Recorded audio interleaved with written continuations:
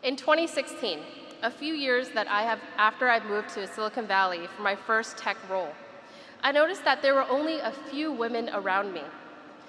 And so I started a nonprofit called Advancing Women in Tech, or AWIT for short. I wanted to create a community of technical women leaders and their male allies. I wanted to change the status quo. Then AWIT grew. We started to host workshops, skills-based workshops outside of the US, in Chennai, in Berlin, and in Paris. But then COVID-19 happened. We could no longer host any live events. Some nonprofits stopped hosting events altogether. However, I refused to stop because I felt strongly about giving others the ability to upskill themselves, especially given the increasing number of tech jobs that were created during the pandemic. So I negotiated an opportunity with Coursera, the largest open online course provider in the world, to make our workshops available on their platform.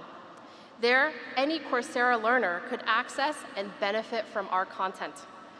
3 years later, AWIT offers more than 100 hours of real-world skills-based instruction on Coursera on topics like product management, engineering management, and technical program management, adapted from playbooks from Amazon, Microsoft, Google, and some of the fastest-growing startups in the Valley. Tens of thousands of learners around the world take this content every year, and through it, get their first role or their first promotion, which they love to share with us on LinkedIn. And if you're curious, check out our offerings by going to coursera.org/AWIT or by Googling AWIT Coursera. By enabling learners around the world to upskill themselves into tech careers, I want to help others build their own compound interest, accelerating more underrepresented individuals into technical leadership roles. So, welcome to the first day of the rest of your life. I've shared with you all 3 stories that how I've compounded the principle that Penn has given me. It's my hope that these stories can also help you find your own inspiration for grit, assemble your own board of personal directors, and also find a way to give back to your own community.